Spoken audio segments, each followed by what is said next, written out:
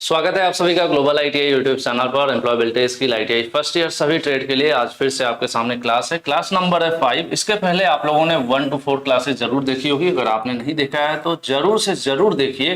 Playlist में classes का पूरा लिंक आपको मिल जाएगा, वीडियो के डिस्क्रिप्शन में भी लिंक मिल जाएगा। उसके अलावा अगर कहते हैं तो दोबारा से मैं ओपन करके भी दिखा दूंगा। सिंपल है, यूट्यूब में ग्लोबल आईटीआई सर्च कीजिए, जैसे ही आप चैनल मिलता है चैनल के ऊपर क्लिक करेंगे तो होम, वीडियोज, प्लेलिस्ट, इस तरह से कई ऑप्शंस रहते हैं। या फिर वीडियो के नीचे भी रहता है ऑप्शन, या फिर आप टेलीग्राम में जुड़ जाइए, वहां पे सभी वीडियोज होती हैं, कोई मिस नहीं होंगी आपसे।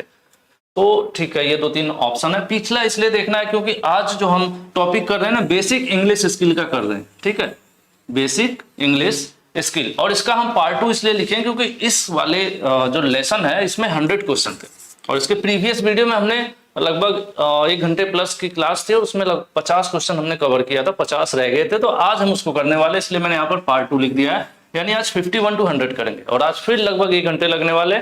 तो ये क्लासेस तभी आप देखें जब आपके पास समय हो, नहीं तो आधा अधूरा देखेंगे तो कुछ खास बेनिफिट नहीं होने वाला है। और चलिए शुरू करते हैं। फर्स्ट ईयर के लिए, सभी ट्रेड के बच्चों के लिए। और ये वेबसाइट है, जैसे जैसे क्लास आपको यूट्यूब पर मिलती है, रिलेटेड पीडीएफ भी आपको सीरियल वाइज वहां पर Hindi plus English organize way में सिंप्लीफाई करके हम लोग अपलोड करते रहते हैं, तो आप उसे भी डाउनलोड कर सकते हैं। ठीक है, जो टॉपिक कौन सा है, इसके पहले 12 मॉड्यूल है नए सिलेबस के अकॉर्डिंग। जो फर्स्ट ईयर में 12 मॉड्यूल है, तो हम लोग इसके पहले ये दोनों मॉड्यूल क्लास नंबर 1 में कर चुके हैं। ठीक है, क्लास नंबर 2 में ये दूसरा मॉड्यूल, ये तीसरा वाला, 1 मॉड्यूल, 2 मॉड्यूल, 3 मॉड्यूल है। तीसरा मॉड्यूल क्लास 2 में कर लिए, पहली क्लास में ये दोनों कर लिए। उसके बाद कम्युनिकेशन स्किल में 50 क्वेश्चन थे, तो हमने एक ही क्लास में इसको कवर कर लिया था। बेसिक इंग्लिश को हम 2 क्लास में कर रहे हैं, 4 and 5, क्योंकि इसमें नंबर ऑफ क्वेश्चन ज्यादा है। ठीक है, और आज की क्लास के बाद नेक्स्ट आपको जो क्लास मिलेगी वो डिजिटल स्किल की मिलेगी। ठीक है, तो इसी प्रकार से हम लोग सभी मॉड्यूल्स कवर कर लेंगे और बहुत ही आसानी से सिंपल भाषा में हम और आप साथ मिलकर सीख सकते हैं, पढ़ सकते हैं। बहुत आसान सब्जेक्ट है एम्प्लॉयबिलिटी स्किल। बस इसमें एक कंडीशन है कि जो क्वेश्चन आप पढ़ते हैं उसको 2 बार पढ़िए, मेरे तरफ से आपके लिए सजेशन है। और इंग्लिश वाले शब्दों को पढ़ने और समझने की कोशिश करिए, क्योंकि हिंदी में कई बार ट्रांसलेशन में मिस्टेक होती है और एग्जामिनेशन में भी ट्रांसलेशन मिस्टेक देखने को मिलता है। तो ऐसे में थोड़ी दिक्कत होती है, क्योंकि हम क्वेश्चन अगर समझ गए तो आंसर आप 80-90% आंसर स्वयं दे सकते हैं, बिना किसी के पढ़े पढ़ाए भी, क्योंकि बहुत बेसिक होता है ये सब्जेक्ट, है ना। मॉड्यूल बेसिक इंग्लिश पार्ट 2, 51 नंबर क्वेश्चन। People can hear the emotion and see our facial expression when we, उसके आगे आपको बताना है ब्लैंक है। कह रहे हैं कि लोग हमारा इमोशन और हमारे चेहरे के एक्सप्रेशन कैसा है ये जान सकते हैं। कब जान सकते हैं ये हमें बताना है। जैसे मैं गुस्से में बोल रहा हूं कि प्यार से बोल रहा हूं, ठीक है, फीलिंग ही है ना, मेरी फीलिंग क्या है, मैं किस फीलिंग के साथ आपसे बात कर रहा हूं, इसको कैसे कोई जान सकता है। मेरे चेहरे की बनावट से भी पता चल जाएगा। अगर मैं गुस्से में बहुत हूं तो हो सकता हो मेरी आंखें ज्यादा खुली हो या चेहरा लाल हो गया हो, है ना। स्ट्रक्चर बदल जाता है, प्यार गुस्सा दोनों एक दूसरे पता चल जाता है कौन कैसे बात कर रहा है। तो बात करते समय देखिए मैंने बोल दिया, कैसे पता चलेगा, जब कोई व्यक्ति बोल रहा हो, बात कर रहा हो, तो उसी से हमें पता चल जाएगा कि वो उसका इमोशन क्या है, वो किस तरह से गुस्से में है, प्यार से बोल रहा है। ठीक है, तो यही चीज यहां पर कह रहा था कि जब हम करते हैं, क्या करते हैं, तो लोग भावनाओं को सुन सकते हैं और हमारे चेहरे के भाव को देख सकते हैं। कब? जब हम बोल रहे होते हैं। ठीक है, तो यहां पर बोलना जो है सही हो जाएगा 51 का। ये हमें आपको पता है कि कोई भी हमारी फीलिंग, हमारे चेहरे की बनावट या हमारी आवाज को सुन के ही तो समझ पाएगा कि हमारी जो फीलिंग है क्या है, हम गुस्से में हैं कि नॉर्मल है, पॉजिटिव निगेटिव, सारी चीजें हमारे चेहरे की बनावट, बोलने के तरीके से पता चलती रहती है। अगला क्वेश्चन आपके सामने, क्वेश्चन कह रहा है ब्लैंक है, पहला ही स्पेस यानी फिल इन द ब्लैंक से आपको इसका जगह फिल करना है। और कह रहा है कॉन्टेक्ट विद पीपल। ठीक है, क्या कह रहा है, contact with people, with the people we are speaking help us to communicate confidently। ठीक है, यहां पर कह रहा है contact with the people we are speaking help us to communicate confidently। अगर हम किसी से बात कर रहे हैं, contact with people, लोगों से जब हम मिल रहे हैं, उनसे बात कर रहे हैं, तो कम्युनिकेशन के दौरान हमारा कॉन्फिडेंस कैसे पता चलेगा, हमारा कॉन्फिडेंस कैसे दिखेगा। जनरली आपसे बोला जाता है कि इंटरव्यू के दौरान जब भी आप बातचीत करो, आंख से आंख मिलाकर बात करो, जिससे सामने वाले को ये लगेगा कि हाँ ये बच्चा कॉन्फिडेंट है। तो यहां पर भी यही चीज है। क्या हो जाएगा, आई, जब हम लोगों से बात कर रहे हो तो उनके साथ संपर्क ठीक है, संपर्क बनाकर रखना है। क्या संपर्क? आंख से आंख का संपर्क बनाकर रखना है। तो इससे ही पता चलेगा कि हम क्या हैं, कॉन्फिडेंट हैं, हमारा आत्मविश्वास तभी पता चलेगा या झलकेगा या दिखेगा। ठीक है, 52 का आंसर क्या हो जाएगा यहाँ पर? बी हो जाएगा सही। ठीक है, नेक्स्ट क्वेश्चन करते हैं हम लोग इंग्लिश का। क्या कह रहा है? इमोशंस। हालांकि एक चीज और मैं बता दूं कि जो इंग्लिश के क्वेश्चन होते हैं, अगर आपके 25 क्वेश्चन एम्प्लॉयबिलिटी में आ रहे हैं तो 25 में 12 अलग अलग चैप्टर हैं, तो हर चैप्टर से 1 2, किसी से 3, किसी से 1 2, इस तरह से मिक्स क्वेश्चन आने हैं। तो ऐसे में 1 से 2 या 3 जो भी क्वेश्चन इस चैप्टर से पर्टिकुलर इंग्लिश वाले से बनेंगे तो संभावना रहेगी कि वो क्वेश्चंस इंग्लिश में ही रहे। बाकी जितने भी क्वेश्चन हैं एम्प्लॉयबिलिटी स्किल के, वो इंग्लिश प्लस हिंदी दोनों लैंग्वेज में रहेंगे जैसे यहां लिखा है। लेकिन ये वाला जो चैप्टर मैंने हिंदी आपको समझने के लिए कर दिया है, लेकिन कोशिश करिए आप इंग्लिश ही पढ़ें, क्योंकि संभावना है कि इस चैप्टर के जो क्वेश्चन है वो इंग्लिश ही रहेंगे। ठीक है, क्योंकि इंग्लिश का टेस्ट इंग्लिश में ही होगा ना। तो एग्जैक्टली यही बात है यहाँ पर। Emotion can be express through, जो आपके इमोशंस हैं, आपकी जो भावनाएं हैं, ठीक है, उसको हम कैसे एक्सप्रेस कर सकते हैं? ऊंचाई से कर सकते हैं, वजन से कर सकते हैं, परिस्थिति से, या आवाज से। हमारे आवाज से पता चल जाएगा कि जो हमारे अंदर जो भावना है, किस भावना के साथ हम किसी के साथ बोल रहे हैं, बातचीत कर रहे हैं। जैसे आप किसी से प्यार से बात कर रहे हो या गुस्सा से बात कर रहे हो या बहुत ज्यादा प्यार से बात कर रहे हो, ये कैसे पता चलेगा? आपकी आवाज से पता चल जाएगा सामने वाले को, है ना। तो इसमें बहुत ज्यादा कुछ सोचने वाली बात नहीं है। चलिए आगे चलते हैं। सुधा बोल रही है, सुधा क्या? सुधा सेड आई, देखिए सुधा बोल रही है, क्या बोल रही है? यहां से इन्होंने पैक कर दिया आगे। I feel that these light are too bright, मुझे लग रहा है कि ये जो लाइट है वो ज्यादा चमकदार है। सुधा सिर्फ ऐसे नहीं कह रही है यार बहुत चमकदार लाइट है, तरीका भी नहीं है। जैसे आप किसी चीज का विरोध व्यक्त कराना चाहते हैं, क्यों हो सकता हो कि आपको लाल कलर पसंद ना हो, ठीक है, आपके साथ वाले को पसंद हो, तो आप ये कह सकते हैं कि कलर जो है थोड़ा सा ज्यादा डार्क लग रहा है मुझे। ये नहीं कहना कि कलर डार्क है, आपको क्या बोलना होगा? मुझे ये कलर थोड़ा डार्क लग रहा है। आपको अपनी ओपिनियन देना है, जबरदस्ती नहीं करना, नहीं ये तो बेकार कलर है, बहुत डार्क है ना, क्योंकि दूसरे को पसंद भी तो हो सकता है। तो ये बात है यहाँ पर। तो कह रहे हैं, सुधा कह रही है मुझे लगता है कि ये लाइटें बहुत तेज हैं, तो वो संचार कर रही है, यानी वो एक कम्युनिकेशन कर रही है। कौन सा वाला कम्युनिकेशन कर रही है? क्या वो क्वेश्चन पूछ रही है? किसी से पूछ तो रही नहीं है कि लाइट कैसी है। क्या वो किसी चीज का उत्तर दे रही है? नहीं, कोई सवाल ही नहीं पूछा गया है, मुहावरा है नहीं। वो अपनी एक ओपिनियन दे रही है, अपनी राय व्यक्त कर रही है।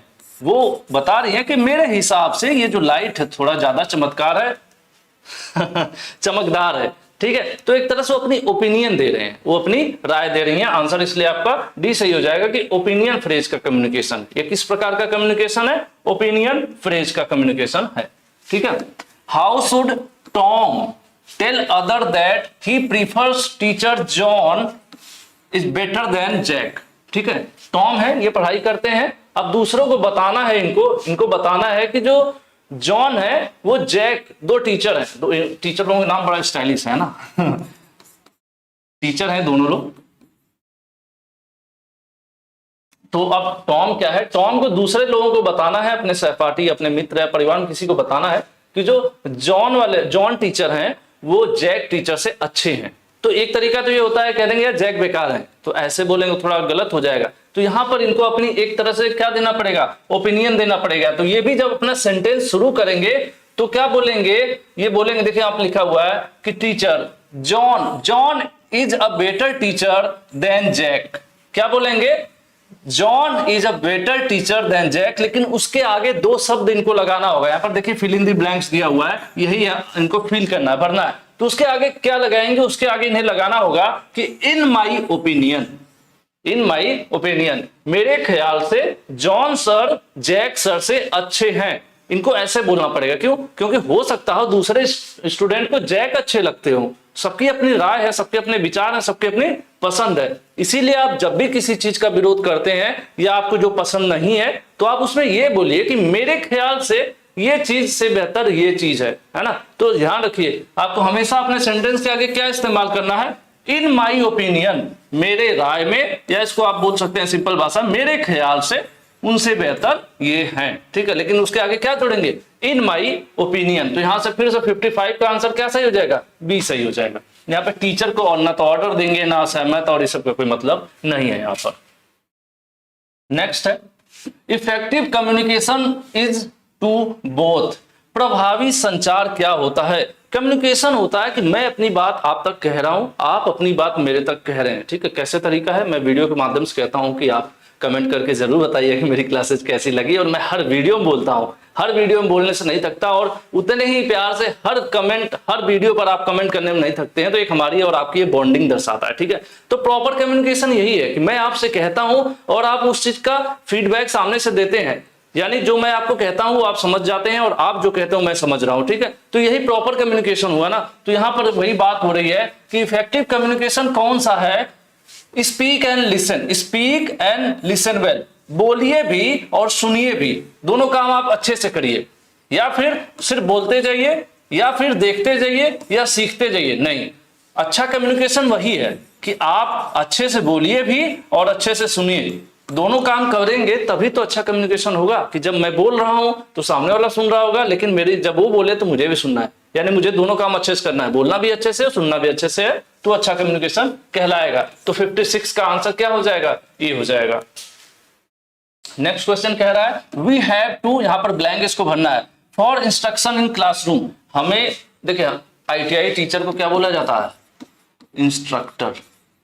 इंस्ट्रक्टर क्या होता है, जो इंस्ट्रक्शंस देता है, जो निर्देश देता है। निर्देश मतलब कि चलो कॉपी खोलो, पढ़ाई करो, आज ये क्लास चलेगी, चलो वर्कशॉप में चलो, सभी लोग अपना बैग यहाँ रख दो, आज टेस्ट होगा।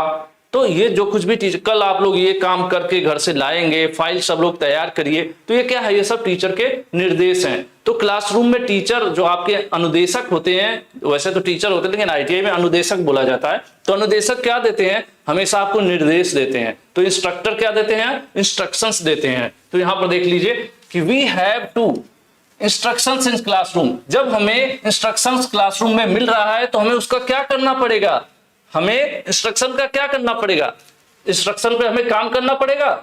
बताइए आप लोग, नहीं। काम करना है, सीखना नहीं, पहले हमें इंस्ट्रक्शंस को सुनना पड़ेगा। जब हमको सुनेंगे तभी तो कुछ करेंगे। यहां पर आंसर क्या सही हो जाएगा, बी सही होगा। कि जब क्लास में हमारे सर हमें कोई निर्देश दे रहे हैं या इंस्ट्रक्शंस दे रहे हैं तो सबसे पहला कदम है कि हम उसको ध्यानपूर्वक सुने। अगर हम सुनेंगे ही नहीं तो करेंगे कहां से आगे काम, है ना। तो एग्जैक्टली यहां पर हमें क्या करना है, लिसन, हमें सुनना है। 57 का आंसर बी सही हो जाएगा। चलिए आगे बढ़ते हैं। Listening is important to the information given. जब कोई जानकारी दी जा रही है तो लिसनिंग क्या होता है, सुनना, सुनने की प्रक्रिया। लिसनिंग बहुत ज्यादा जरूरी है कम्युनिकेशन के लिए। जितना जरूरी स्पीकिंग है उतना ही लिसनिंग जरूरी है। अगर आप एक इंटरव्यू में बैठे हो और अच्छे से सुनोगे नहीं तो उसका सही से जवाब कहां से दे पाओगे। आप बोलने में कितने भी अच्छे हो, लेकिन अगर आप सवाल ध्यानपूर्वक नहीं सुन पा रहे हो, सामने वाले की बात को नहीं समझ पा रहे हो, तो आपकी लिसनिंग स्किल कमजोर है ना। तो यहां पर बात हो रही है, चलिए हम देख लेते हैं कि लिसनिंग क्यों जरूरी है। भूल जाने के लिए, काबू पाने के लिए, या समझने के लिए, या बात को न मानने के लिए। देखिए न मानना कोई मतलब नहीं है और ये भूलना कोई मतलब नहीं है। अगर हम ध्यान से सुनेंगे तभी तो समझेंगे, इसीलिए लिसनिंग जरूरी है। लिसनिंग क्यों जरूरी है कि हम जिस बात को अच्छे से सुनेंगे तभी उस बात को समझ पाएंगे, जैसा कि मैंने इंटरव्यू का एग्जांपल आपको दिया था। तो यहाँ 58 का आंसर क्या हो जाएगा, 58 का आंसर सी हो जाएगा। नेक्स्ट है, ज्यादातर मैं स्क्रीन से आउट रहता हूं, मोस्टली आप देखेंगे कॉर्नर में कोशिश करता हूं, क्योंकि अक्सर मैं शिकायतें बच्चे को सुनता, सर सामने आगे ऑप्शन नहीं दिख रहा, सही आंसर नहीं दिख रहा। तो मैं कोशिश कर रहा हूँ, मोस्टली मेरी क्लासेज में आप देख रहे होंगे कि मैं ऐसे यहाँ पर रहता हूँ। मैं यहाँ पे मेरा इतना प्रेजेंट रहे, एक बार तो मैं आउट ऑफ स्क्रीन हो जा रहा हूँ, है ना। तो चलिए ठीक है, अगर सही है तो आप ठीक है, नहीं तो आप बोल सकते हैं कुछ चेंज करना हो तो। Rahul spend 30 minute every day watching news. He writes down few sentences and what is said, what he is trying to do। देखिए राहुल क्या करते हैं, रोज 30 मिनट के लिए बैठते हैं, टीवी चालू करते हैं, उसमें न्यूज देखते हैं, और जब न्यूज देखते हैं तो जो देख रहे हैं, जो सामने वाला बोल रहा होता है सेंटेंस ना, उनको नोट भी करते रहते हैं। जो बोल रहा होता है सामने वाला, व्हाट इज सेड, मतलब जो न्यूज में बोला जा रहा है उसको नोट भी करते रहते हैं। तो ये क्या करना चाह रहे हैं भाई, ऐसा क्यों कर रहे हैं, ऐसा क्यों कर रहे हैं। सिंपल सी बात है, राहुल अपनी लिसनिंग स्किल को बढ़ाना चाहते हैं। अगर मैं बोल रहा हूं, आप मेरी पूरी बात को साथ के साथ नोट करते जा रहे हो, तो इसका मतलब क्या है, आपकी सुनने की क्षमता बहुत शानदार है। यही वो अपना सुधारने की कोशिश कर रहे हैं, इसीलिए प्रैक्टिस कर रहे हैं। फिलहाल हम यहां पर देख लेते हैं कि आंसर क्या कह रहा है। आंसर कह रहा है कि न्यूज की प्रैक्टिस कर रहे हैं, नहीं मूवमेंट की भी नहीं। वो क्या कर रहे हैं, प्रैक्टिसिंग लिसनिंग, वो सुनने की प्रैक्टिस कर रहे हैं। लगातार प्रैक्टिस करेंगे तो एक दिन हालत ये हो जाएगी, एक तरफ वो एंकर बोलेगा और एक तरफ ये लिखते जाएंगे, तो इसके क्या होगा, उनकी लिसनिंग स्किल इंप्रूव होगी, ज्यादा अच्छे से वो सुनने में एक्सपर्ट हो जाएंगे। तो क्या है 59 का ये है। ज्यादातर जो पत्रकार वगैरह होते हैं, न्यूज रिपोर्टर, वो यही तो करते हैं। जब कोई मंच पे भाषण दे रहा हो, कोई अपनी बात कह रहे हो, एक एक बात को ध्यान से सुनना, उनकी नोटिंग करना, छोटे छोटे शब्दों में एक छोटा सा पेपर लेके हल्का हल्का लिखते रहते हैं, बाद में उसी का पूरा सेंटेंस बना के न्यूज बना देते हैं ना। तो उनकी लिसनिंग स्किल अच्छी होती है। Teacher Meena advice her student, Meena teacher है, वो अपने स्टूडेंट्स को एडवाइस कर रही है to write down 2-3 sentences when she explain the lesson. Meena madam है, कह रही है जब मैं पढ़ाती हूं तो 2-3 सेंटेंस तुम लोग लिखा करो, जो मैं बोल रही हूं क्या 2-3 सेंटेंस उसमें से तुम लोग लिखा करो। ऐसा क्यों बोल रही है? How does it help student, इससे स्टूडेंट्स को क्या फायदा होगा? स्टूडेंट को क्या फायदा होगा? लिखने में फायदा होगा, बोलने में या पढ़ने में? उनको क्या होगा, जो इंफॉर्मेशन मैडम बोल रही हैं उसको इकट्ठा कर पाए, उसके लिए वो ऐसा बोलती हैं। ठीक है, अगर वो बोलती हैं इससे क्या फायदा होगा कि उनको याद होगा, पर्टिकुलर उसी चीज को नोट भी करते जाएंगे। इसी को नोट्स बनाना कहते हैं। जनरली हम लोग भी जब क्लासेस करते हैं यूट्यूब पे तो बताते हैं जो जो महत्वपूर्ण पॉइंट हम बोल रहे हैं उसको आप नोट डाउन करते जाइए, तो उससे क्या होता है, वो चीजें आपको याद होती हैं। ठीक है, पढ़ने में आसानी होती है। तो इसी के लिए यहाँ पर ये किया जा रहा है। ठीक है, रिकलेक्ट करने के लिए कि जो मैडम कही है उसको रिकलेक्ट करना, मतलब एक तरह से इकट्ठा करने की बात हो रही है। यहाँ पर हिंदी पढ़ लीजिए। मीना मैडम ने अपने विद्यार्थियों को पाठ समझाते समय बोला 2-3 वाक्य लिखने की सलाह दी। या छात्रों को कैसे मदद करेगा? इसी रूप में मदद करेगा, एक तरह से कि वो नोट्स बना लेते हैं, नोट्स बनाने के लिए मदद करेगा। तो क्यों होता है, नोट्स क्यों बनाते हैं? चीजों को याद करने के लिए, याद रखने के लिए। क्योंकि ऐसे हम क्लास में बैठे रहेंगे, कुछ नहीं लिखेंगे, भूल जाएंगे। ऐसे थोड़ा थोड़ा नोट किए रहेंगे तो हमें पता रहेगा कुछ दिन मैडम क्या पढ़ाई थी। 2 लाइन लिखा हुआ रहेगा तो 4 लाइन याद आ जाएगा। ठीक है, तो यहाँ पे 60 नंबर का आंसर क्या सही हो जाएगा? बी सही हो जाएगा। ठीक है, नेक्स्ट देखते हैं। Things are activities that we enjoy, ऐसी चीजें या ऐसी एक्टिविटीज। एक्टिविटीज क्या है? खेलना, टीवी देखना, गाने सुनना, मूवीज देखना, ये सब चीजें। ठीक है, तो कोई चीज ऐसी है, सामान है या फिर कुछ एक्टिविटीज है जो हम इंजॉय करते हैं, जो जिसमें हमें मजा आता है, उसको हम क्या करते हैं? क्या हम उसको नापसंद करेंगे? या जब हम उसमें मजा आ रहा है तो नापसंद तो करेंगे नहीं। ठीक है, निगेटिव ए बी का मतलब ही नहीं है, हम उसको पसंद करते हैं। अगर कोई चीज हम एंजॉय कर रहे हैं, यानी किसी चीज में हमें मजा आ रहा है, तो क्या है वो? हमें वो पसंद है। जैसे आप ये बता सकते हो कि आपको उस क्लास में मजा आ रही कि नहीं। अगर आपको क्लास पसंद है तो आपको मजा भी आना चाहिए। ठीक है, तो यही चीज है यहाँ पर कि जिस चीज को हम एंजॉय करते हैं, इसका मतलब वो चीज हमें क्या है, वो हमें पसंद है। आंसर डी सही होगा आपका। ठीक है, चलिए। Dislikes are things what word we have. अब देखिए, डिसलाइक, जिन चीजों को हम नापसंद करते हैं वो क्या है? जिन चीजों को हम नापसंद करते हैं वो क्या है? वो एक निगेटिव, क्या है? निगेटिव इमोशन है। क्योंकि हमें पसंद नहीं है तो हमारे लिए एक निगेटिव इमोशन है। वो अच्छी बात, ऐसी कोई पॉजिटिव इमोशन नहीं। ठीक है, क्या है वो एक निगेटिव इमोशन है। जो चीज हमें पसंद नहीं है तो उसके प्रति हमारे इमोशंस निगेटिव है, इसलिए हमें पसंद नहीं है। ठीक है, तो यहाँ डिसलाइक लिखा हुआ था, आगे मैंने पढ़ा भी नहीं। तो डिसलाइक के लिए जनरली क्या है, यहाँ पर निगेटिव इमोशन हो जाएगा। क्योंकि लाइक्स होगा नहीं, नन का मतलब है नहीं, पॉजिटिव मतलब यहाँ रहता है जहां पर हमें उसमें हमें मजा आ रहा हो, फील कर रहे हो। ठीक है, तो निगेटिव हो गए क्योंकि डिसलाइक है ना, नापसंद है। आई एडोर, ये सेंटेंस एक्चुअल में एक शब्द है, IADORE। ठीक है, आई एडोर। एक तरह से आप किसी की बहुत सराहना करो, उसके फैन हो, वो बहुत आपको पसंद है, तब ये शब्द इस्तेमाल किया जाता है। जैसे आप ये सिंपल, अगर आप किसी को पसंद करते हैं तो आप ये बोल सकते हैं आई लाइक यू, है ना, मैं आपको पसंद करता हूं।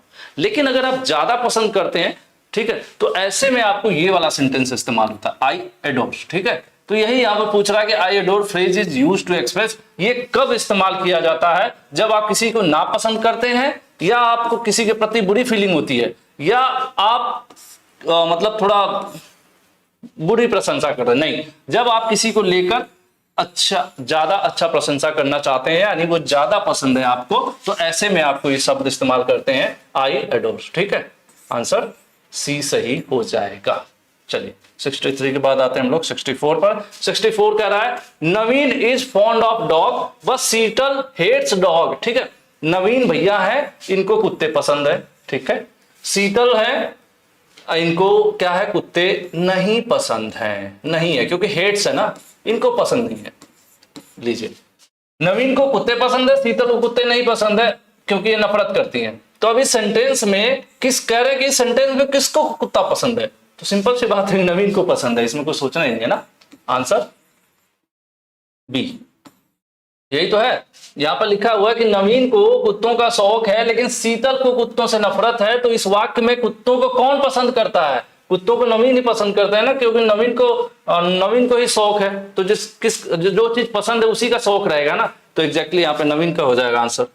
Next, Smith would you like to playing cricket. Smith है would you like to play cricket और फुटबॉल। स्मिथ है, इनसे कोई पूछ रहा है कि तुम क्या करोगे, क्रिकेट खेलना चाहोगे या फुटबॉल खेलना चाहोगे शाम को।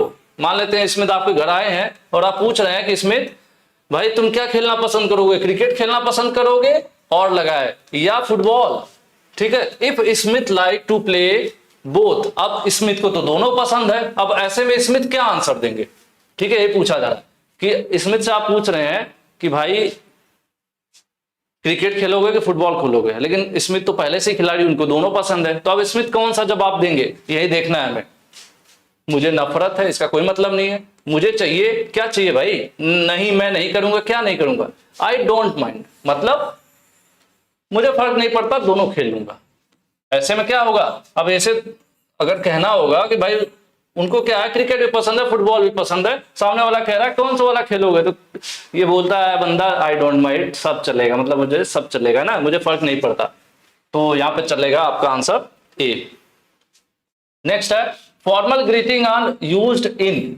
फॉर्मल, देखिए मैंने पहले भी क्लासेज में बताया है, फॉर्मल मतलब जहां पर ऑफिशियल बातचीत हो, ऑफिशियल बातचीत हो वहां का कम्युनिकेशन फॉर्मल होगा। और जब घरेलू डोमेस्टिक हम घर पर हो, दोस्तों के यारों के साथ हैं, पार्टी में है, ऐसे ही गैदरिंग है, तो वो वहां पे इनफॉर्मल होता है, वहां पे क्या होता है, इनफॉर्मल होता है। लेकिन यहाँ पे क्या पूछ रहा है, formal greeting are used in. Formal greeting क्या है, अभिवादन। जैसे कोई हमारे यहाँ आता है, हम उससे गुड मॉर्निंग बोल रहे हैं, गुड इवनिंग बोल रहे हैं, गुड आफ्टरनून बोल रहे हैं, है ना, नमस्ते बोल रहे हैं, ये सब चीजें जो है इसको ग्रीटिंग कहते हैं, किसी का अभिवादन या स्वागत करना। तो formal greeting are used in, formal greeting कहाँ इस्तेमाल होती है, ये इस्तेमाल होती है वर्क प्लेस पर। ठीक है, वर्क प्लेस क्या होता है, जहां पर हम आप जॉब करते हैं, नौकरी करते हैं। ये क्या हो सकता है, हॉस्पिटल हो सकता है, रेलवे की नौकरी है तो रेलवे स्टेशन भी हो सकता है, कॉलेज हो सकता है, फैक्ट्री इंडस्ट्री कुछ भी हो सकती है। तो वर्क प्लेस हर वो जगह जहां कोई नौकरी कर सकता है या लोग नौकरी करते हैं उसको वर्क प्लेस बोलते हैं। और वर्क प्लेस है तो वर्क प्लेस क्या है, सिंपल सी बात है, ऑफिस है। और वहां पर जो कुछ भी होगा वो क्या होगा, वो सब ऑफिशियल होगा। तो जब सब कुछ ऑफिशियल है तो वहां पे कन्वर्सेशन कौन सा होगा, ऑफिशियल होगा। और ऑफिशियल कन्वर्सेशन होगा तो वहां पर जब ग्रीटिंग भी होगा, अभिवादन भी होगा, कौन सा होगा, ऑफिशियल होगा। और ऑफिशियल अभिवादन को क्या कहते हैं, फॉर्मल कहते हैं, जिसको हिंदी में औपचारिक कहते हैं। ठीक है, तो यहां पर आंसर आपका बी सही हो जाएगा। नेक्स्ट है ब्लैंक है, greeting are used while speaking to friend and family. दोस्तों और मित्रों के साथ है तब क्या करेंगे, तब आप इनफॉर्मल कर लेंगे। मैंने आपको पहले ही बता दिया, इसके पहले ही बता दिया ना। फॉर्मल मतलब ऑफिशियल, और दोस्तों मित्रों घर परिवार के साथ आप हैं तो ऐसे में अनऑफिशियल। ठीक है, यानी अनौपचारिक, इनफॉर्मल। ओके, चलिए, which of these is an informal greeting, इसमें से कौन सा एक इनफॉर्मल है। तो मैं आपको बता दूं, तीन चीजें याद रखिए, हाय, हे, व्हाट्सअप। ठीक है, हे, हाय, व्हाट्सअप, इस तरह के अगर शब्द आपको मिलेंगे, ये शब्द जहां आपको मिल जाएंगे, इनको आप तुरंत अनौपचारिक या इनफॉर्मल में ले लेंगे। ठीक है, तुरंत इनफॉर्मल में डाल दीजिएगा, आपका आंसर सही हो जाएगा। हे, हाय, व्हाट्सअप, इस तरह के शब्द इस्तेमाल हुए तो। और अगर हो रहा है good day, good morning, good evening, good afternoon, thank you, welcome, इस तरह के शब्द आ रहे हैं तो वो सब फॉर्मल होंगे। तो ये क्या पूछ रहा है कि इसमें से कौन इनफॉर्मल है, तो ये तीनों तो फॉर्मल हो गए ना, और ये क्या है, ये इनफॉर्मल है। जैसे ये दोस्तों में ऐसे बोल रहे हैं क्या हो रहा है, हाय, हेलो। ठीक है, तो यहां पर आपका आंसर डी से फॉर्मल में हो जाएगा। मैंने यहां पर बता दिया, तीनों ध्यान रखिएगा।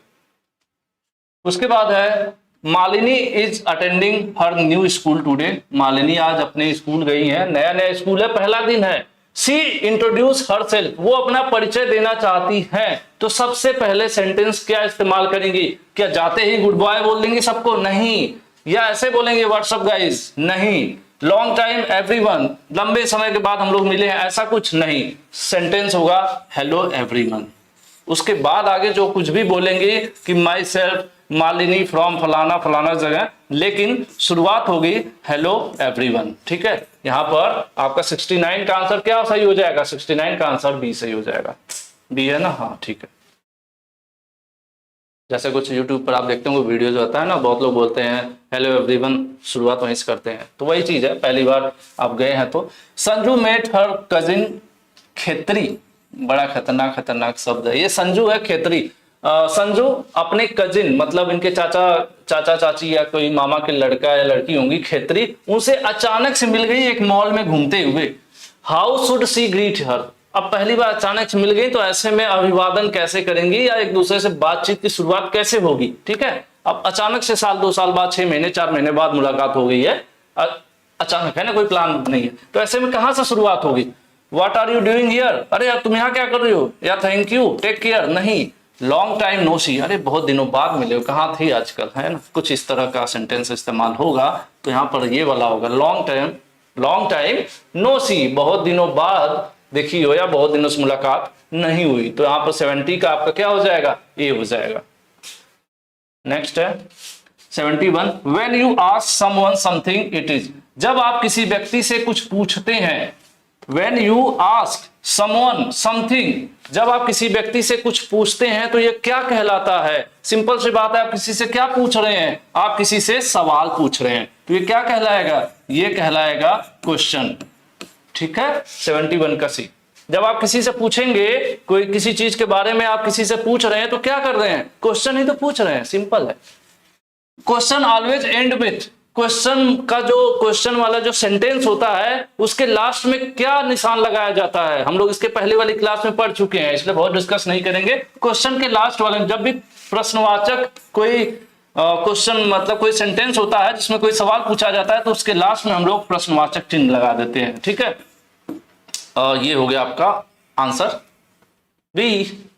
चलिए नेक्स्ट, यहां पर ब्लैंक है, आपको बताना है क्या यहां पर भरा जाएगा। Question give clear indication of information which information the person want to know. ठीक है, कोई व्यक्ति जानना चाहता है किसी चीज के बारे में, क्लियरली जानना चाहता है किसी चीज के बारे में, तो इसमें से एक ऐसा है जो यहां पर इस्तेमाल किया जाता है तो एकदम एग्जैक्ट जानकारी मिल पाती है। अब ये मुझे थोड़ा सा कंफ्यूजन वाला सेंटेंस लगा आंसर की में, इसका आंसर ये दिया है जहां तक मैं समझ पाया हूं। अगर आप कुछ अलग से समझ पाए हो तो पूरा अच्छे से लिख के कमेंट में कमेंट कर दीजिएगा। अगर मुझे लगा सुटेबल है तो मैं पिन कर दूंगा, क्योंकि इस क्वेश्चन को मुझे थोड़ा सा समय भी कम था तो मैं इतना ज्यादा इस पर फोकस नहीं कर पाया। ये कह रहा है कि कौन सा वो प्रश्न होता है, मुझे जहां तक समझ में आ रहा है क्वेश्चन किस प्रकार का क्वेश्चन है, उस जानकारी को स्पष्ट संदेश देते हैं जो व्यक्ति जानना चाहता है। जैसे प्रश्न पूछने का तरीका होता है, तो ये कह रहे हैं जहां तक मैं समझ रहा हूं कि ये कह रहा है कि ऐसा कौन सा क्वेश्चन वाला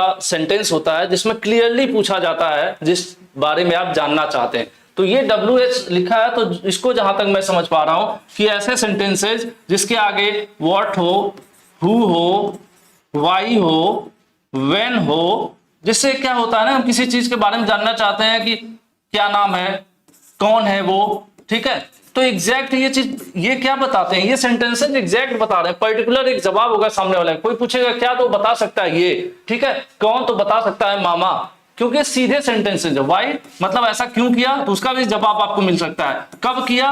ठीक है, तो ये सब मुझे जहां तक लग रहा है WH के यही मतलब है, इसीलिए यहाँ पर सुटेबल यस नो का तो कुछ समझ में नहीं आ रहा है ना। तो WH मुझे जहां तक लग रहा है कि इन शब्दों के लिए यहाँ पर ये दिखाया गया है, तो इसलिए यहाँ पर आंसर ए सही होगा कि सुटेबल क्या होगा सही से क्लियर क्वेश्चन पूछने के लिए। तो मेरे ख्याल से जो शब्द हैं इसी के लिए यहाँ पर ये लिखा हुआ है। चलिए, बाकी आपको कुछ सुटेबल अलग से लगेगा तो इसका आंसर आप नीचे कर सकते हैं, और अगर सही लगा तो हम उसको पिन कर देंगे। चलिए आगे बढ़ते हैं। 74, Vinuta was questioned whenever she has completed her degree in an interview। ठीक है, विनुता नाम भी बहुत अजीब है। विनुता was questioned, विनुता एक इंटरव्यू में गई है, ठीक है, उनसे पूछा गया है whether she has completed her degree, कि उन्होंने अपनी डिग्री कब कंप्लीट की है।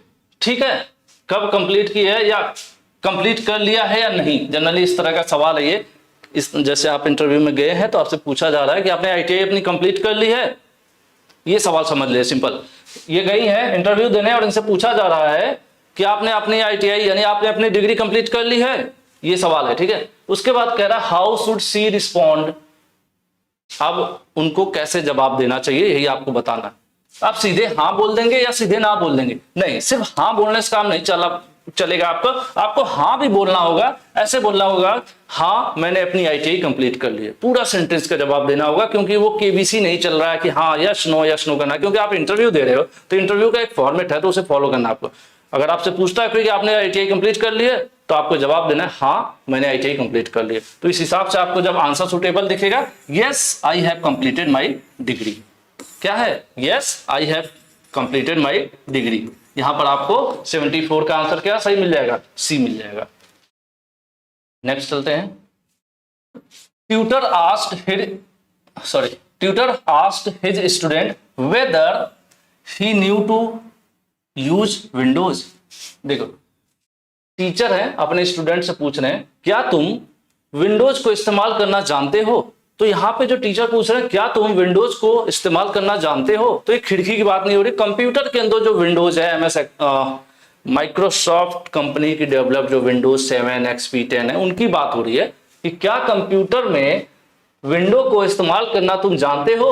तो अब स्टूडेंट को कैसे जवाब देना चाहिए, जस्ट पिछले सवाल से मैच कर रहा है। तो स्टूडेंट क्या बोलेगा, डन, यप, नहीं, बोलेगा हाँ I know how to use Windows, yes I know how to use Windows, हाँ मुझे पता है विंडोज कैसे इस्तेमाल करते हैं। ये सही तरीका है और यही आपको यहाँ पे बताना था, इसलिए आंसर बी।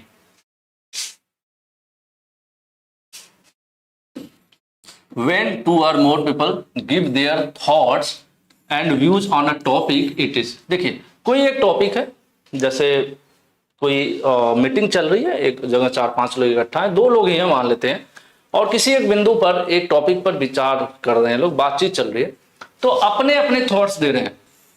इनका क्या विचार है ये बता रहे हैं। जैसे 2 लोग हैं, ए है बी है, ठीक है, और वो एक उनके सामने एक मोबाइल रखा हुआ है। अब पूछा गया है भाई इस मोबाइल पर अपना अपना विचार दीजिए।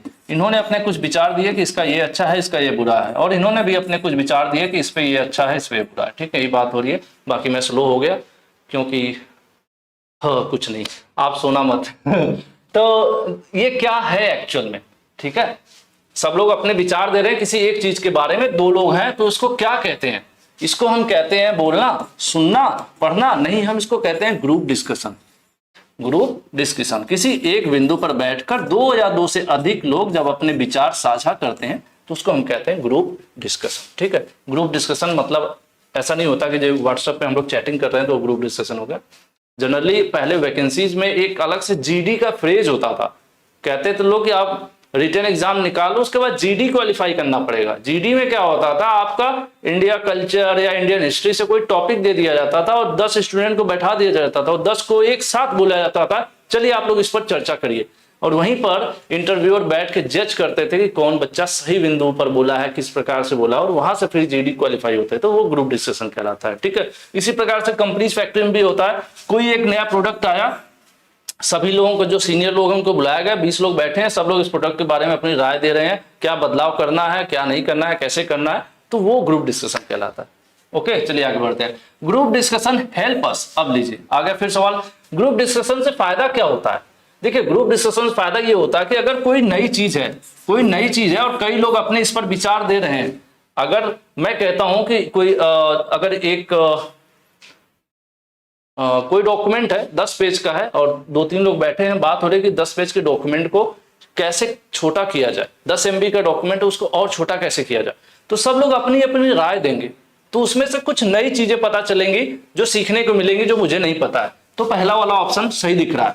फिर दूसरा कह रहा है सॉल्व बिग प्रॉब्लम, मेरी प्रॉब्लम ये थी कि 10 MB का डॉक्यूमेंट था लेकिन लोगों ने अपनी राय दिया और इसका मुझे समाधान भी मिल गया, 5 MB का हो गया, तो प्रॉब्लम भी सॉल्व हो रही है। ऐसे तो मतलब दोनों ऑप्शन सही है। अब ऐसे में हम क्या करेंगे, देखिए यहाँ पर ये ऑप्शन दे रहा है both A and B, problem नहीं होती है। ऐसा नहीं है कि हम ग्रुप डिस्कशन करेंगे तो वहां से प्रॉब्लम्स पैदा हो, ग्रुप डिस्कशन से हमेशा सॉल्यूशंस ही मिलते हैं, कुछ सीखने को मिलता है, ठीक है, नई जानकारी मिलती है, क्योंकि अलग अलग प्रकार के लोग अपनी अपनी राय देते हैं। तो यहाँ पर आंसर डी सही है, ठीक है, both A and B, group discussion का फायदा। वीडियो देखने से पहले देखने के बाद दोनों बार लाइक मत कर देना, एक ही बार लाइक कर देना। एक दो स्टूडेंट ऐसे हैं कहते हैं सर मैं बार बार वीडियो को लाइक करता हूँ, दिन भर में 5-6 बार लाइक कर देता हूँ। हमारे एक ITI के दोस्त भी थे, वो आते थे कहते थे विवेक जी मैं तो आपकी वीडियो रोज कई बार लाइक करता हूँ। हम कहे भाई एक बार लाइक करके फिर दोबारा लाइक करोगे तो क्या हो गया, हट गया ना। तो ऐसा मत करना, क्यों बहुत कम लाइक होते हैं। तो मुझे लगता है क्या पता बहुत से लोग ऐसे ही कई बार लाइक कर देते हैं खुशी के मारे। Which of these should not be used to express your opinion in a group? कह रहे हैं कि जब ग्रुप डिस्कशन हो रहा है तो हमें अपनी ओपिनियन मतलब हमें अपनी राय देते समय क्या इस्तेमाल नहीं करना चाहिए, क्या नहीं करना चाहिए।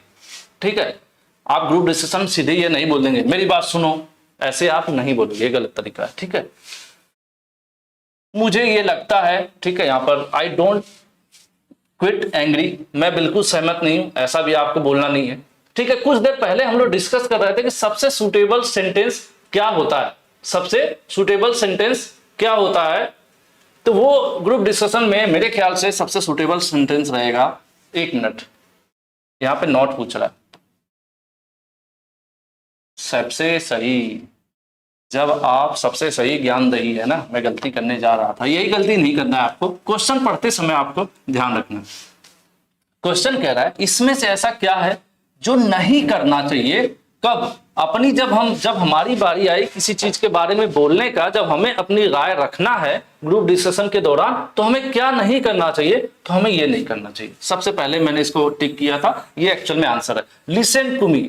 आप डायरेक्ट ये नहीं बोलोगे सुनो मेरी बात, ऐसे आपको नहीं बोलना है। ठीक है, ऐसे आपको नहीं बोलना है। यही पूछ रहा था कि इसमें आपको क्या नहीं करना है, तो ये चीज आपको नहीं करना कि आप डायरेक्टली ग्रुप डिस्कशन के दौरान कह दिए नहीं मेरी बात सुनिए आप लोग, ऐसे आपको नहीं करना। तो यहां आपका बी वाला ऑप्शन सही हो जाएगा।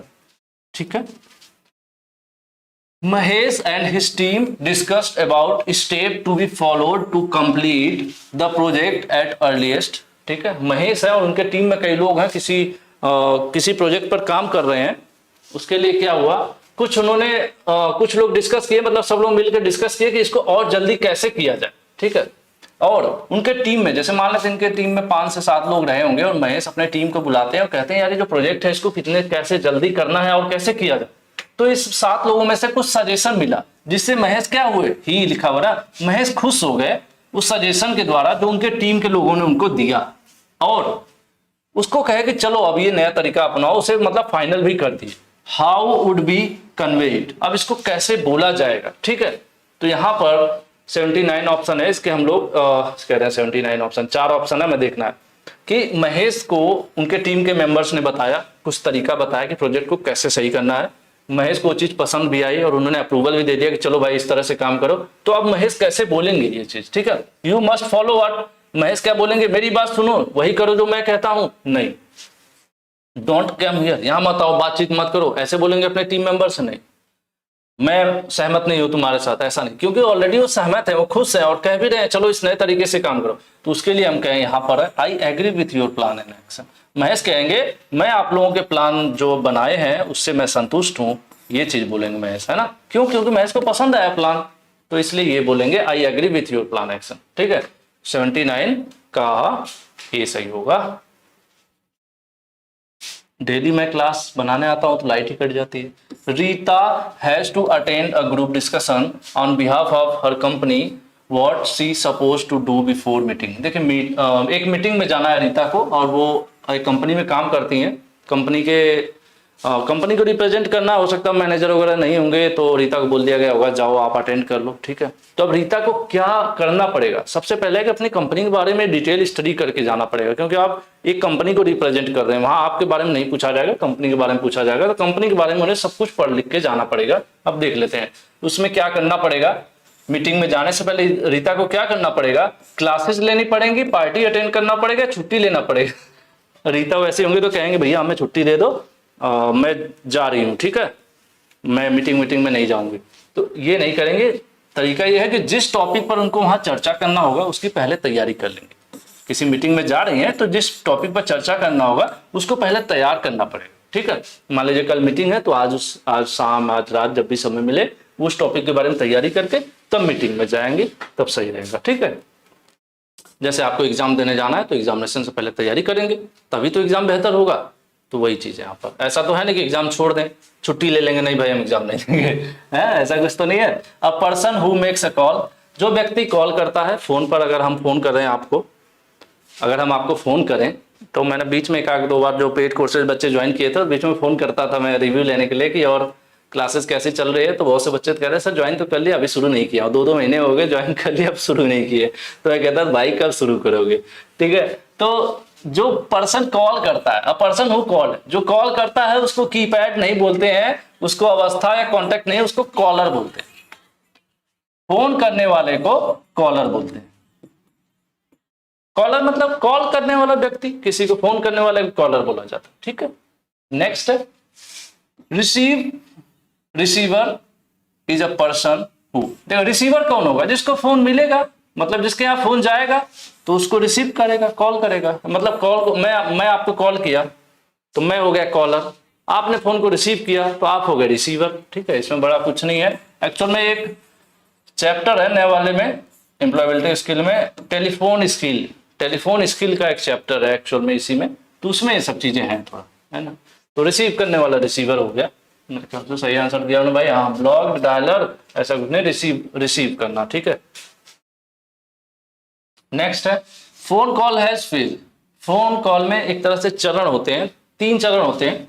एक होता है बिगिनिंग, ठीक है, शुरुआत, और एक मिडिल फेज होता है, और एक एंड होता है, ठीक है। बिगिनिंग में क्या होता है, इसमें हम लोग अभिवादन करते हैं, जैसे मान लेते हैं कॉल करते हैं शाम को तो गुड इवनिंग बोल दिया, उसके बाद अपना इंट्रो देते हैं, माय नेम इज दिस, ठीक है। उसके बाद मिडिल फेज में क्या होता है कि हम डिस्कशन करते हैं जिस मुद्दे पर हमें बात करना है, और एंड में क्या होता है कि धन्यवाद देना और गुड बाय बोलना, ये और फोन को रख देना। तो ये 3 फेज होते हैं किसी भी कॉल के दौरान। इवन आपने देखा भी होगा, कॉल करते हैं अगर कई नई जगह आप करते हैं तो ऐसे बोलते होंगे, नमस्ते चाचा मैं अनिल बोल रहा हूँ यहाँ से, थोड़ा ये ऐसा ऐसा काम था। तो आप फिर अपनी बातचीत करते हैं, वो कहते हैं हाँ अनिल बताइए, तो फिर आप थोड़ा बहुत अपना डिस्कशन करते हैं जो भी चर्चा है, उसके बाद फिर होता है ठीक है चाचा नमस्ते रखता हूँ वगैरह वगैरह। तो वो हो गया 3 फेज। तो यहाँ पर क्या हो जाएगा, एंड मिडल डिफरेंट नहीं, आपके 3 फेज हो जाएंगे। किसी भी फोन कॉल के दौरान 3 फेज होते हैं। कितने फेज होते हैं, 3 होते हैं, ठीक है। चलिए नेक्स्ट है Bindu receive a call from JJ company promoting a discount sale. JJ company में कुछ डिस्काउंट सेल चल रही है। She could not clearly hear the details, जो है उन्होंने ध्यान से सुन नहीं पाई। How she suppose to ask the person to repeat. देखिए जेजे कंपनी ने कॉल किया बिंदु को और कुछ ऑफर वगैरह कुछ डिस्काउंट सेल के बारे में बताया, लेकिन बिंदु ने सुना नहीं, मतलब सुन नहीं पाई। तो अब ऐसे में बिंदु दोबारा पूछना चाहती है, तो कौन सा सही तरीका है पूछने का। अब वो क्या बोलेंगी, व्हाट इज इट, नहीं क्या बोलेंगे, स्पीक, तेज बोलो। भाई सामने वाला गुस्सा जाएगा, एक तो बता रहा हूं तेज क्यों बोलो, आई डोंट नो, मुझे नहीं। वो बोलेंगे कुड यू प्लीज रिपीट, क्या एक बार आप दोबारा बता देंगे। बड़े प्यार से पूछेंगे और बेचारा फिर सामने वाला फंस जाएगा, बताना पड़ेगा, है ना। तो सही तरीका यही है, कुड यू प्लीज, क्या आप कृपया दोबारा बता सकते हैं, वो ये तरीका आपका सही है। क्या आप दोबारा रिपीट कर सकते हैं जो आपने बोला। तो यहां पर आंसर आपका बी सही हो जाए, ठीक है। चलिए नेक्स्ट है Harish made a call to senior manager in a company, how he suppose to start the conversation. देखिए हरीश है, हरीश ने अपने कंपनी के सीनियर मैनेजर को कॉल किया, तो पहला उनको स्टार्टिंग कैसे करनी पड़ेगी। भाई सीनियर को कॉल कर रहे हैं, प्रोफेशनल कॉल होगी, ये घरेलू कॉल तो है नहीं, तो ऐसे में उन्हें क्या करना पड़ेगा, पहले सीधे बात ही करना शुरू कर देंगे कि सर मशीन में फॉल्ट आ गया है डायरेक्ट, या फिर धन्यवाद देंगे या गुड बाय बोलेंगे। नहीं, सबसे पहले अभिवादन करेंगे। अभिवादन के रूप में उस समय के हिसाब से good morning, good evening, good afternoon कुछ ऐसा कर सकते हैं, ठीक है।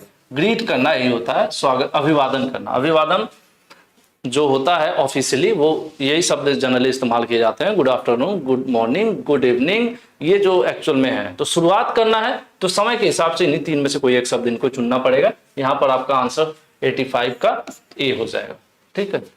चलिए 86 देख लेते हैं। Discount which has details of job documents. देखिए मेरी हालत खराब होगी क्या, गलत पड़ा। Document which has details of a job, ऐसा दस्तावेज जिसमें जॉब के बारे में डिटेल हो, उसकी जानकारी हो एक जॉब के बारे में, उसको क्या कहते हैं। यहां पर स्किल कह रहे हैं, तो इसका स्किल का कोई लेना देना नहीं है, ठीक है।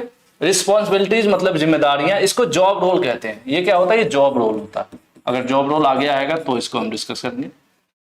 जॉब डिटेल्स होती है, ठीक है, ये जॉब डिटेल ही रहेगा, सिंपल है, पूछ भी रहा है details of job. Details of job क्या होगा? जॉब डिटेल ही रहेगी, जिसमें कोई जॉब है उसके बारे में सारी डिटेल होगी कि जॉब है तो उसमें पद कितने हैं, किस पद पर है, कितनी सैलरी है, जगह क्या है, सारी डिटेल की बात हो रही है यहाँ पर। तो वही है यहाँ पर, ठीक है, किसी एक तरह से वैकेंसी आती है ना, उसी की बात हो रही है, ठीक है। तो यहाँ पर सी सही हो जाएगा। नेक्स्ट है job title is name of. Job title क्या होता है? एक्चुअल में जो हमें पद मिलता है ना, वही जॉब टाइटल होता है। जैसे TG2 है, टेक्नीशियन है ना, तो वो एक जॉब टाइटल है, या फिर जूनियर इंजीनियर है, ठीक है, तो वही यहाँ पर बात हो रहा है। तो जॉब टाइटल कोई कंपनी नहीं है, और कंपनी का जॉब मतलब कंपनी का नाम नहीं है, ना ही कंपनी जॉब समरी भी नहीं है, ये रोल है। रोल क्या है? जैसे आपने देखा होगा, अगर एग्जांपल के तौर पे कहा जाए तो हीरो होता है ना, हीरो का रोल निभाने वाला एक व्यक्ति है जो हीरो का रोल निभाता है, एक और व्यक्ति है जो हीरोइन का, एक और है जो विलेन का, एक और है जो सब्जी बेचने वाले का रोल निभाता है। तो इसी प्रकार से जब आपकी नौकरी लग जाती है, ठीक है, आपकी नौकरी लगती है, ITI पास है, तो आपको टेक्नीशियन TG2 ग्रेड पर नौकरी मिल रही है, तो आपका जो जॉब रोल है वो क्या हुआ? टेक्नीशियन का हुआ, ठीक है। तो ये क्या है? जो टाइटल होती है वो क्या होती है? वो जॉब रोल ही होता है कि आप टेक्नीशियन की भूमिका निभाएंगे। आप हैं तो इंसान, लेकिन जब उस प्लांट में जाएंगे तो आप किसकी भूमिका निभाएंगे? जैसे हीरो जो है, कोई एक व्यक्ति हीरो का भूमिका निभा रहा है, तब वैसे ही आप TG2 टेक्नीशियन की जो है भूमिका निभाएंगे, ठीक है। तो वही है रोल यू ज्वाइन, ठीक है, आप जिस पद पर काम कर रहे हैं उसी की बात हो रही है यहाँ पे। आंसर आपका बी सही हो जाएगा 87 का। 88 का क्या है? Location for a job means, देखिए जब वैकेंसीज आती है तो उसमें अलग अलग लोकेशन भी होता है कि इस लोकेशन में इतनी भर्ती है, इस लोकेशन में, मतलब वो जगह जहां पर आपको नौकरी करनी है, जहां आपको पोस्टिंग मिल सकती है या आपको मिली है, वो लोकेशन है। जैसे अभी यूपी आरबीएनएल की वैकेंसी हुई थी तो उत्तर प्रदेश के अलग अलग जगहों पर पोस्टिंग मिली है, तो वो जॉब लोकेशन कहलाता है। किसी को झांसी, किसी को आपका सोनभद्र में, ओबरा, अनपरा, है ना, किसी को कानपुर। तो ये क्या है? जॉब लोकेशन मतलब जिस स्थान पर प्लेस है। जॉब लोकेशन क्या है? एक स्थान है, प्लेस है, जहां आप नौकरी करते हैं। किसी को पोस्टिंग दिल्ली मिल सकती है, किसी को चेन्नई मिल सकती है, तो वो जॉब लोकेशन कहलाता है, ठीक है। एक्चुअल में ये भी एक चैप्टर है जिसमें जब विज्ञप्ति आती है, वैकेंसी आती है, तो उसको समझने पढ़ने का बारे में इसमें सिखाया पढ़ाया गया है कि किसी भी वैकेंसी को आप कैसे समझोगे कि उसमें पद क्या है, उसमें जॉब लोकेशन क्या है, ये सब चीजें इसके उसी से रिलेटेड ये सब क्वेश्चन है। Ravi read job description which specified familiarity, क्या है? Familiarity with MS office. देखिए ये जो है ना, ये शब्द लिखा हुआ था, कहाँ लिखा हुआ था? एक कोई जॉब की है, जॉब की डिटेल है, मतलब एक नौकरी आई हुई है जिसकी डिस्क्रिप्शन में लिखा हुआ है कि जो भी अप्लाई करेगा उसको MS ऑफिस के साथ फेमिलियर होना जरूरी है। तो MS ऑफिस के साथ फेमिलियर होना जरूरी है, इसका क्या मतलब है? इसका मतलब है कि उसको पता होना चाहिए कि MS ऑफिस कैसे इस्तेमाल करते हैं, ठीक है, सिंपल है, इसका कोई मतलब नहीं यहाँ पे। उसको पता होना चाहिए कि MS ऑफिस कैसे इस्तेमाल करते हैं, ठीक है। तो वही ये कह रहे हैं कि रवि जो है नौकरी के डिस्क्रिप्शन पढ़ रहे तो उसमें लिखा था कि आप MS ऑफिस से परिचित हो। MS ऑफिस से परिचित होने का मतलब कोई व्यक्ति नहीं है MS ऑफिस जिससे आप परिचित है, ये एक सॉफ्टवेयर एप्लीकेशन है जो इस्तेमाल करने आपको आता हो, तो इसीलिए लिखा है how to use MS office. तो ये वाला इसका आंसर सही हो जाएगा, ठीक है। व्यक्ति से परिचित होना अलग चीज है, लेकिन कोई कहे कि आप कंप्यूटर से परिचित होने चाहिए, तो कंप्यूटर से परिचित होने का नहीं कि कंप्यूटर भैया मेरे दोस्त है, आप कंप्यूटर इस्तेमाल करने जानते हो, ठीक है, ये कहने का मतलब होता है। चलिए, Shyam and Ram apply for the same job. Ram और श्याम एक ही नौकरी के लिए अप्लाई किए हैं। श्याम जो है जॉब डिस्क्रिप्शन पढ़े हैं डिटेल में, नौकरी आई, दोनों लोगों ने देखा, अप्लाई कर दिया। श्याम ने सब कुछ पढ़ा कि इस नौकरी में क्या है, कैसे है, क्या क्या करना है, क्या क्या जिम्मेदारियां उठानी है, कहाँ पोस्टिंग है, मतलब सारी डिस्क्रिप्शन नौकरी की पढ़ ली है। और राम भाई कुछ नहीं, बस अप्लाई कर दिए, ठीक है। Made noted important details, Shyam ने पढ़ा भी और उसको सब इंपॉर्टेंट डिटेल को एक जगह नोट भी कर लिया। इंपॉर्टेंट डिटेल जैसे हम आपको वीडियोस बनाते हैं बताते हैं ना, फॉर्म ओपन कब हो रहा है, लास्ट डेट क्या है, फीस कितनी जमा करना है, एग्जामिनेशन में पैटर्न क्या रहेगा, एग्जाम की डेट क्या होगी, हॉल टिकट कब, तो ये इंपॉर्टेंट डेट है। तो श्याम ने भी यही किया, जॉब आई उसको पढ़ा, उसके इंपॉर्टेंट डेट को नोट किया। अब कह रहे हैं कि who will know more about the company, अब कंपनी के बारे में कौन ज्यादा जानता है, राम जानते हैं कि श्याम जानते हैं? देखो राम ने डायरेक्ट अप्लाई कर दिया, कुछ देखा नहीं। श्याम ने उस नौकरी और उस कंपनी और उसके डिटेल के बारे में अच्छे से पढ़ा, तो कौन ज्यादा जानेगा? सिंपल सी बात है, श्याम ही जानेगा ना, जो पढ़ा वही तो जानेगा। तो सही है, आंसर आपका बी है। तो यहाँ पे क्या है, क्वेश्चन आपने पढ़ा, क्वेश्चन समझ में आ गया, तो आंसर आपके सामने है। ठीक है, और बहुत ज्यादा सोचने की जरूरत नहीं है। ठीक है, if you work in a large and popular company, अगर थोड़ा सा मन कर दिया करे तो यार वीडियो शेयर भी कर दिया करो आप लोग, है ना, तो ज्यादा मजा आता है, और लाइक तो कर देना। इफ यू वर्क, अब मैं इसे बोल दिया तो शायद ये तरीका सही है, क्या आप लोग वीडियो को लाइक कर दोगे? ये तरीका सही है ना, तो बताना। If you work in a large and popular company, ठीक है, आप एक बड़ी और पॉपुलर है जो कंपनी, मतलब चर्चित है, जानते हैं लोग, उसके लिए आप काम करते हैं, उसमें आप काम करते हैं। What type of information is good to share, ऐसे में आप किसी से बात करेंगे तो वहां के बारे में कौन सी ऐसी जानकारियां हैं जो दूसरों के साथ शेयर कर सकते हैं या बता सकते हैं? क्या? Type of job and company name, name of work place alone, बस काम का मतलब सिर्फ जगह का नाम बता देंगे, मैं दिल्ली काम करता हूं। देखिए आपकी नौकरी लग गई है किसी अच्छी कंपनी में जिसमें आपका मन करता था, ठीक है, जैसे आपका लग गया है यूपीपीसीएल बिजली विभाग में, आप रेलवे में लग गए हैं, ठीक है, आपकी नौकरी लग गई रेलवे में। अब आप किसी से मुलाकात करोगे तो आप क्या बताओगे? ये बताओगे कि दिल्ली में काम करता हूं, यानी रेलवे में दिल्ली में पोस्टिंग है, तो क्या बताओगे कि दिल्ली में, या फिर ये बताओगे रेलवे में, या सिर्फ जगह का नाम बता दोगे? नहीं, आप क्या करोगे, आप ये भी बताओगे कि मैं लोको पायलट की नौकरी करता हूं रेलवे में। Type of job and company name, दोनों चीज आप बताओगे कि कौन सी नौकरी कर रहे हो और किस विभाग में कर रहे हो। ठीक है, कौन सी नौकरी कर रहे हो, किस विभाग में, तो ये सही तरीका है बताने का। ठीक है, तो 91 का ये सही हो जाएगा। ठीक है, जल्दी मत करो, अब 10 क्वेश्चन और है, 9 क्वेश्चन ये भी कर लो, है ना। Which of these is not a positive word about your work, इसमें से कौन सा ऐसा है जो हम काम कर रहे हैं, अगर मैं पढ़ा रहा हूं आपको, तो इसमें से ऐसा क्या है जो अगर मैं बोलूं तो वो मेरे लिए कहेंगे वो पॉजिटिव चीज नहीं है। ठीक है, किसी, मैं अगर अपने काम के बारे में किसी से बात कर रहा हूं और बता रहा हूं, तो ऐसा क्या है जो मुझे नहीं बताना चाहिए, जो पॉजिटिव चीज नहीं है? तो क्या है, मैं कहूं कि मुझे अपने काम में आनंद आता है, ये तो अच्छी चीज है। एक्साइटिंग चीज बता रहा हूं, रोमांचक है, अच्छा है, एक्साइटमेंट है, तो भी ठीक है। इंटरेस्टिंग है मेरा काम, वो भी ठीक है। लेकिन मैं कहूं कि यार मेरा काम बोरिंग है, तो ये तो बेकार चीज हो गई ना। तो यही ये पूछ रहा है कि इसमें से ऐसा क्या है जो पॉजिटिव नहीं है, पॉजिटिव वर्ड कौन सा नहीं है? तो ये पॉजिटिव नहीं है, ये क्या है, ये एक निगेटिव है। ये कोई बोर होना कोई अच्छी चीज नहीं है ना, ये निगेटिव है। ये मेरे नौकरी के बारे में, मेरे जॉब के बारे में क्या है, एक निगेटिव स्टेटमेंट है। चलिए, a person who works with us is, कोई व्यक्ति जो मेरे साथ काम करता है उसको क्या कहते हैं? देखिए, दोस्त तो साथ में घूमता फिरता पड़ता है, ठीक है, लेकिन जो साथ में काम करते हैं ना उसको कोवर्कर कहते हैं, COWOC, क्योंकि आप भी वर्क कर रहे हैं, वो भी वर्क कर रहे हैं, तो कोवर्कर कहते हैं। ठीक है, वो फैमिली नहीं है, वो कोई दोस्त नहीं, साथ में काम करने वाला कोवर्कर। ओके, चलिए, इसमें बहुत ज्यादा कुछ सोचना नहीं था। नेक्स्ट है, Roy is answering an interview question about his work place, he was not happy with current teammates, should he specify? देखिए, ये राय साहब हैं, ठीक है, अभी एक कंपनी ए में काम कर रहे हैं, यहाँ पर अपने टीम के लोगों से, मतलब जिनके साथ काम करते हैं उनके साथ खुश नहीं है। देखिए, मैं खुश नहीं लिख रहा हूँ, खुश नहीं है। अब आज ये इंटरव्यू दे रहे हैं, कंपनी बी में इंटरव्यू दे रहे हैं, तो अब इनको क्या करना चाहिए? क्या उन्हें वहां बताना चाहिए कि भाई मैं कंपनी ए में मैं अपने लोगों के साथ खुश नहीं हूं, मुझे वहां अच्छा नहीं लगता, मेरे साथ के काम करने वाले बेकार हैं? नहीं, अगर आप ऐसा बताओगे वहां पे, तो बी वाला रखेगा ही नहीं, कहेगा तो वहां की बुराई कर रहा है, कल को मेरे को छोड़ के कहीं और जाएगा तो मेरी बुराई करेगा, है ना। तो यही चीज ये पूछ रहा है कि इनको बताना चाहिए कि नहीं बताना चाहिए? नहीं बताना चाहिए। भले ही आप पहली नौकरी से खुश नहीं है, लेकिन ये बताने की जरूरत नहीं है। आप दूसरी नौकरी खोजिए और अपनी कैपेबिलिटीज बताइए, अपनी क्वालिटीज बताइए, ये मत बताइए कि आप वहां खुश नहीं है। ठीक है, आंसर भी सही है, क्योंकि सामने वाला भी तो सोचेगा कि कल को ये मेरे साथ भी तो यही करेंगे। ठीक है, तो वही चीज। Ryan want to speak to her HR about his work, अपने HR मैनेजर से रेयान जो है बात करना चाहते हैं अपने काम के बारे में। He should specify the name of his job, place of work and, ठीक है,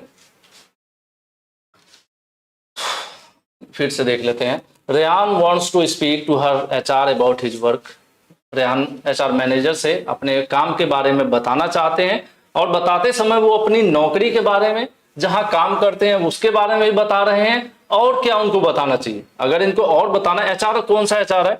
HR है जब वो न्यू नौकरी के लिए कहीं अप्लाई किए होंगे तो वहां का HR है जो इंटरव्यू ले रहा होगा नई कंपनी का, तो उस समय वो पुराने काम के बारे में जानना चाह रहा होगा, तो उस समय ये बता रहे हैं कि वो पहले इस कंपनी में इस नौकरी पर इस जगह काम कर रहे थे। और तो अपने दोस्तों का नाम बताने की जरूरत नहीं है, अपने सीनियर का नाम बताने की जरूरत नहीं है, और अपनी जरूरतों को भी बताने की जरूरत नहीं है। उनको अपनी कुछ जिम्मेदारियों की बातें जरूर बता सकते हैं कि इस नौकरी में मेरी जिम्मेदारी क्या क्या थी, यानी मैं क्या क्या करता था इस कंपनी के लिए, ठीक है, ये चीज और बता सकते हैं। ये पूछ रहा था और क्या बता सकते हैं, तो अपनी जिम्मेदारियों के बारे में जरूर बता सकते हैं। दोस्तों के मतलब साथ में काम करने वाले साथी या अपने सीनियर वेंडर की बात बताने की जरूरत नहीं है। तो यहां पर आंसर आपका डी हो जाएगा 95 का।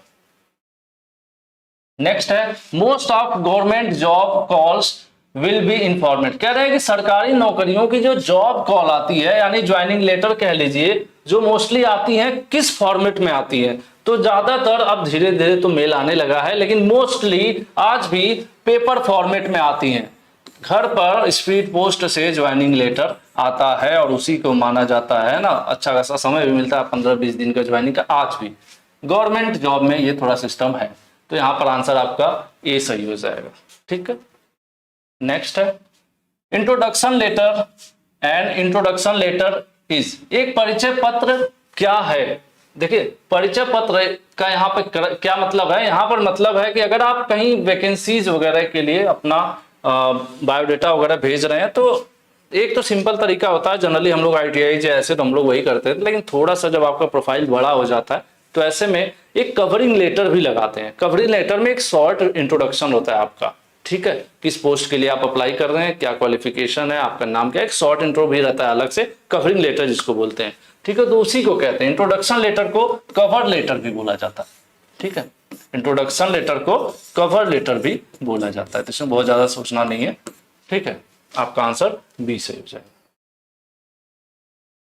When you are, कई बार हम लोग भी जैसे डॉक्यूमेंट्स वगैरह ITI स्टूडेंट्स की लिस्ट वगैरह कहीं जमा करना होता है ज्वाइंट डायरेक्टर वगैरह ऑफिस में, तो एक लेटर होता है हमारा जो कॉलेज का लेटर होता है, उसमें हम लिखते हैं कि इस फाइल में क्या क्या चीजें अटैच करके आपके पास भेज रहे हैं, तो एक लेटर पर हम लिख के फ्रंट पे लगा देते हैं, तो वो कवर लेटर कहलाता है, कवरिंग जिसको कहते हैं। ठीक है, कि अंदर आप क्या क्या भेज रहे हो उसका एक शॉर्ट डिस्क्रिप्शन लिख करके आप विषय लिख देते हैं कि इस काम के लिए ये चीजें आपको अटैच करके भेज रहे हैं। ठीक है, तो वो कवर होता है।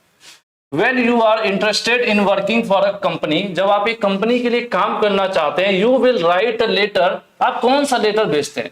देखिए कंपनी में आप इंटरेस्टेड हैं, हालांकि अभी वहां वैकेंसी है कि नहीं है ये आपको नहीं पता है। ठीक है, एक तरीका तो ये होता है कि वैकेंसी आई है, आप अप्लाई करना चाहते हैं, ठीक है, आप अप्लाई कर सकते हैं। लेकिन एक तरीका ऐसा भी होता है कि कोई ऐसी कंपनी है जिसमें आपको काम करना है और वो आपके प्रोफाइल से मैच करती है और आप सोच रहे हैं कि यहाँ मैं पता करता हूँ, तो ऐसे में क्या होता है, एक और लेटर होता है जिसको हम कहते हैं प्रोस्पेक्टिंग लेटर। ठीक है, जिसमें हम अपना उस लेटर को भेजते हैं और अपनी क्वालिफिकेशन, अपनी डिटेल, अपनी स्किल को मेंशन करते हुए ये पूछते हैं कि आपके यहाँ, ये एक तरह से हम स्पीड पोस्ट और ऐसे भेजें या मेल से भेज सकते हैं कि मेरी ये प्रोफाइल है, मैं आपकी कंपनी में इंटरेस्टेड हूँ काम करने के लिए, क्या अगर कोई आपके यहाँ ऐसी संभावना या ऐसी कोई वैकेंसी है तो प्लीज रिवर्ट करें। ठीक है, ये होता है खुद से नौकरी तलाशना एक तरह से। वहां पर वैकेंसी नहीं है, वैकेंसी होती है आप डायरेक्ट अप्लाई करते, लेकिन आपको पता नहीं है, फिर भी आपको कंपनी पसंद है और आपकी प्रोफाइल मैच करती है, तो आप सोच रहे हैं कि चलो मैं एक बार यहाँ पे लेटर भेज के देखता हूं, तो उस लेटर को प्रोस्पेक्टिंग लेटर कहते हैं। ठीक है, यहाँ पर आंसर डी सही होगा, ये एप्लीकेशन लेटर, रेफरल और छुट्टी वाला नहीं होगा, प्रोस्पेक्टिंग लेटर कहलाएगा। ठीक है, चलिए नेक्स्ट है Lata's uncle work in company where she has applied for job. देखिए अब यहाँ जुगाड़ इनका तगड़ा। लता जो है एक कंपनी में अप्लाई कर रही है, ठीक है, एक कंपनी में अप्लाई कर रही है, उसी कंपनी में इनके अंकल काम भी करते हैं। ठीक है, तो ही गिव्स हर अ लेटर।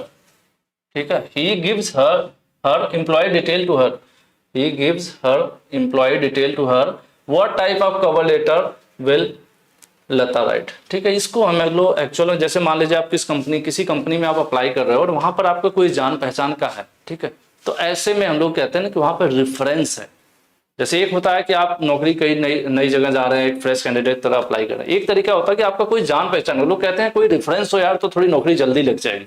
तो वहां पर यही बात हो रही है कि उनके अंकल जो है वो किस प्रकार का लेटर देंगे, तो रिफरल लेटर देंगे।